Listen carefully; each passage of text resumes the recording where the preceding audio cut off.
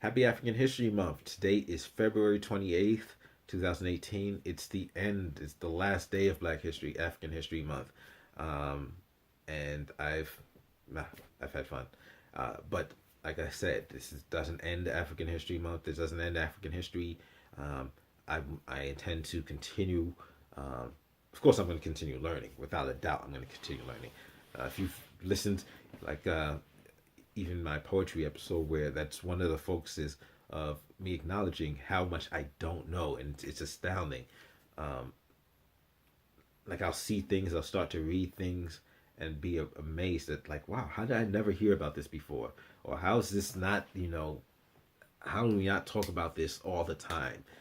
Something like the Haitian Revolution. I was just speaking to someone the other day about how the reparations um, that the reparations were provided in in reaction to the Haitian Revolution, but not to the Haitian people, to the French government, because they had lost a source of free revenue, which is just astounding, which is despicable. But even if you take a look at the things, the state that Haiti is in today, you realize that the Western powers have been intentionally destabilizing Haiti to try to teach it, to try to basically make an example out of Haiti, because they're still angered and upset by the fact that the Haitians had the audacity to fight for their freedom, to not accept being subjugated, as if they were cattle. It's but coming to this realization, learning these things is it's making it's giving me a more complete picture of what we're dealing with today, and that's I think that's the purpose of history, because what's going on today doesn't exist, um, as completely independent of what's happened yesterday. And putting everything into perspective is crucial to being able to effectuate change. Being crucial, it's crucial to being able to understand who you're dealing with, what type of system you're dealing with, and what what mistakes not to make. So, um, like even how I was talking about the new Jim Crow, seeing how systems just evolve. This is a lesson that we have to be mindful of, about being too quick to negotiate, to compromise, to make deals. It's like no. There's certain things that are not to be negotiated. Certain things that are not to be compromised.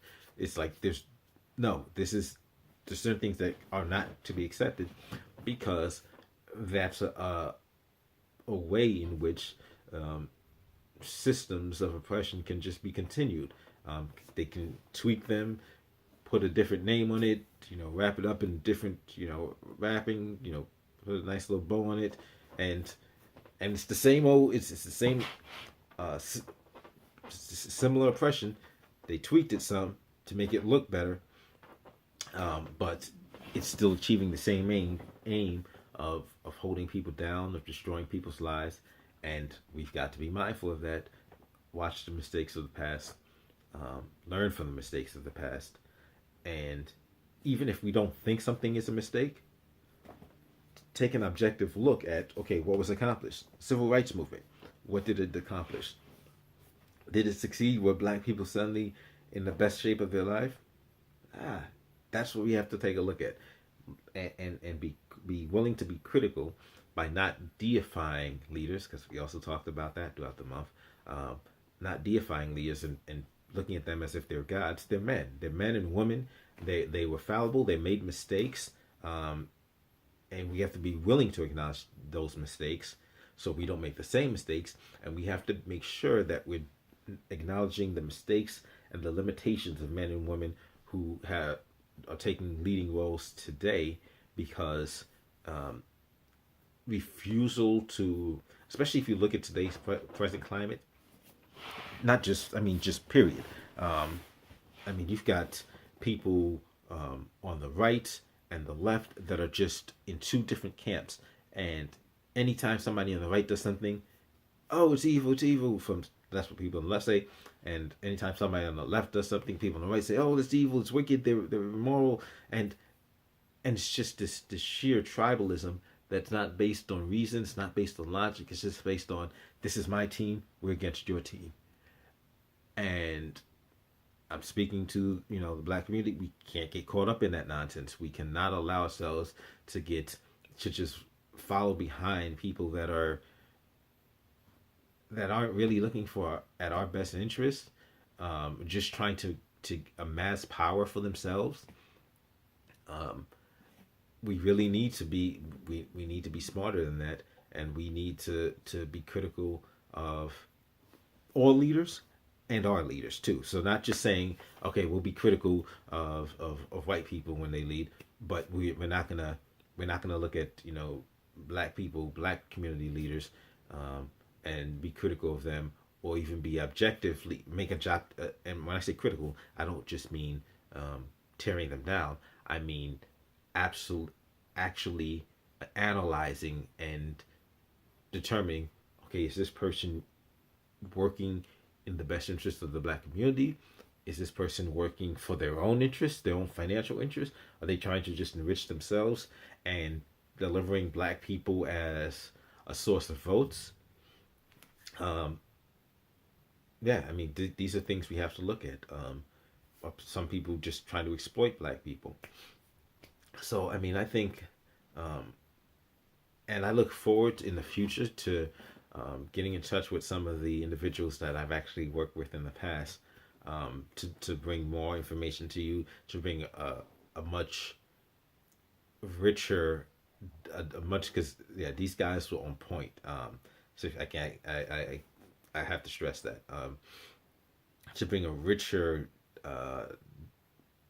depth of knowledge forward, and I think the discussion, and because I would really love to do this in a discussion format where we can go back and forth, we can develop ideas, talk about ideas, and start talking about solutions, start talking some more about solutions, because one of the things we always would talk about was economic empowerment. Black Wall Street was a great example of black people building a thriving community, that was in Tulsa, Oklahoma. They had a thriving community. They had their own businesses. They had black professionals, doctors, all of these things where together black people were able to lift each other up through just commerce. You own a barbershop, I own the grocery store. I do business with you. You do business at my establishment, and we're able to thrive. We're able to buy, buy our houses, you know, build our families, and pass wealth down through generations, because that's part of the exercise of power, of being independent. If we have our own money, if we have our own, if we own our own property, if we own our own businesses, we're not dependent upon other people to survive, to eat, and we don't have to be in a situation where people can dictate what we can and can't do, which actually brings me to some of the movements, and I think some of their how they've fallen or gotten sidetracked, because some of these movements were funded by outside powers. I mean, it's amazing how many times you had a black power movement, a black liberation movement, where communists or socialists just show up and yes, and yeah, we need freedom, and we need, power to the people, and we need to create one central source of government that owns everything. And like, whoa, where did that come from? These are things we need to pay attention to. That for years, these types of groups have used money to basically try to steer our movements to fit their agenda. And that's not in our interest, which is why Marcus Garvey, I think, is one of the most, and should be, like, we need a Marcus Garvey day. We really do. Because he knew communism is not gonna benefit black people. What? Are you serious? So we're gonna get rid of a government that talks about trade and and owning self and individual ownership of property and means of production or whatever, and we're going to create one central source that has owns everything and meets it out as it sees fit, and we think somehow that that's going to work out well for us. Yeah, I mean, that's that's like the worst possible one of the worst possible scenarios that that could happen. But it was constant. These groups were constantly trying to latch on to the Black liberation movements, and hey, here's money. So I mean that's why economic empowerment is critical, because if we have our own money, we don't have to depend on somebody else's money um, to live for our movements, to fund our nonprofits.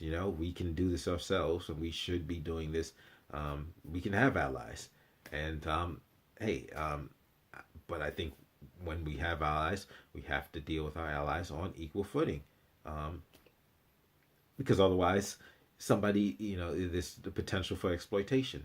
Uh, but and finding people that are whose agendas, because we all have agendas, but somebody whose agendas um, coincide with ours, and that will work for our betterment, that will benefit us, not necessarily at the detriment of others, but I believe that we can there can be mutual benefit to be gained.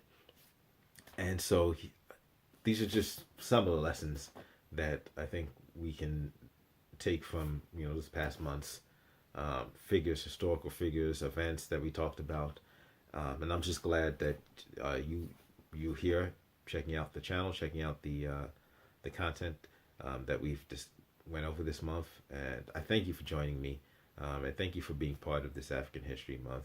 And once again, I'd like to wish you a happy African History Month. Uh, Officially for African History Month, I will see you next year. But as far as African history discussions, we're going to continue this throughout the year. There's no reason to only officially African History Month is once a year, and we'll see you next year for that. But as far as African history discussions go, yeah, that's going to be constant. We're gonna there's no reason to only learn African History Month during February. We need to learn it throughout the year and learn from it. Use it to improve our communities. Um, and hey, and let's get it together. Let's get it together. Thank you. Happy African History Month.